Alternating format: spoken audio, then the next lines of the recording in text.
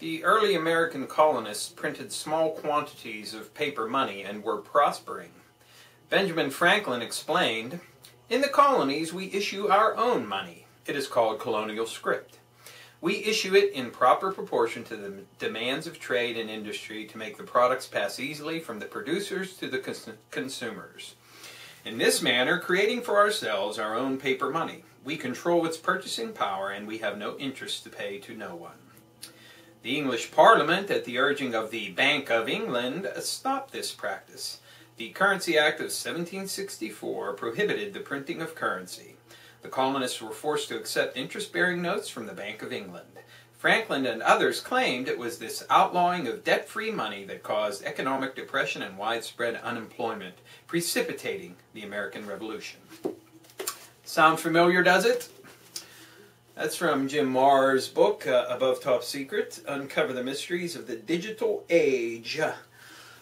Very good book. Hello and welcome to another edition of the Stench of Truth. I wanted to weigh in once again on the idea of infrastructure in this country and point to a couple of things that should be very key factors in you deciding whether or not this is a fucking issue that really needs to be focused on for the future of this country. All you have to do is look at this horrendous fucking gas main explosion in California, which destroyed so much property and killed so many people. This is an example of our aging, crumbling, and ridiculously backward fucking infrastructure in this country. And it's indicative of what needs to be done. And for those people who are deficit hawks, who think that we can't continue on with just printing money and doing whatever the fuck else we want to, and that we is the administration, I have this to say to you. You want to take care of a vast majority of the fucking debt? Nationalize the fucking Federal Reserve and put it under the Treasury Department. If you're worried about public employment, then you have direct grants from the Treasury Department at 0% interest rate that people bid on. Private fucking businesses who hire motherfucking people who are out of work to do the fucking jobs. New gas lines, new water lines, new sewer systems, new roads, new bridges, new tunnels, new power plants, new electrical subsystems. Everything. It all needs to be upgraded. This is a perfect way to put people to work. And it can all be done through private sector. And if you want to fund it without going into debt further, then nationalize the motherfucking piece of shit, crap, asshole filled Federal fucking Reserve. And while you're at it, nationalize all national banks. You'll have all the funding you fucking need. Because they're not lending that money out to anybody to do anything. Barack Obama or Barry Soetoro or whatever the fuck his real name actually is, his infrastructure program is a sick and pathetic fucking joke. It doesn't address 1/100th, 1/1000th of what needs to be done in this country. So, my message to you is that there is a way out of this. People have to take the steps necessary to achieve it. And there has to be a wherewithal to go after it. Now, one other issue. The tax breaks that are about to expire, that will expire January 1st, 2011. There seems to be big talk right now about whether or not they should be extended for everybody or just for everybody but the rich. The fact of the matter is that if this is not addressed, all of us are going to be paying a tremendous amount more money in taxes.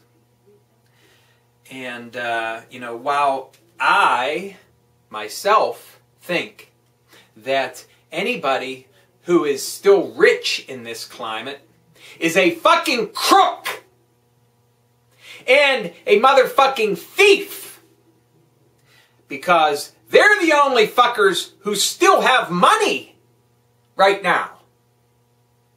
So, as far as I'm concerned, they can pay a fucking exorbitant fucking rate in taxes. So yes, fuck the goddamn rich. And I'm not talking, as I've said time and time again, I'm not talking about the guy who makes $150,000 a year who lives down the street and drives a nice car. That man is not fucking rich.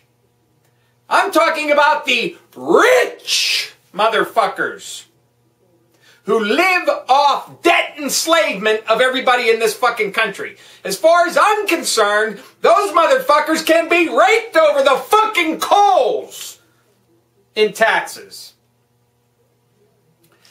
But if all they can pass is extending the tax cuts for everybody, then I have to grudgingly be for it. Because for the middle class and the lower classes, it's essential that that be passed. And a final word as far as it goes to the Simpson-Bowles or Bowles-Simpson or BS or bullshit deficit commission. I can solve all of your fucking problems too, just the way I'm going to solve the infrastructure problems.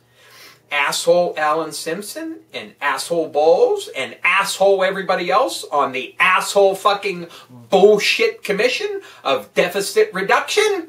Nationalize the fucking thieves, scum, liars. Nationalize the motherfucking Federal Reserve filled with fraud and bullshit. And nationalize all the national banks in this country. And suddenly, you no longer have a deficit problem. Killed two birds with one stone. And if you want to try to go after Social Security or anything else, then you, sir, are a piece of fucking shit. Go where the money is. That's the final end result. Go where the money is and take the money you need. Simple. And as far as infrastructure repair goes, we need a massive fucking program. Nationalize the Federal Reserve, nationalize all national banks. Put them under the Treasury Department, issue 0% interest loans or grants to private industry who will hire people to do the jobs. Simple. Simple. Thank you. Good night.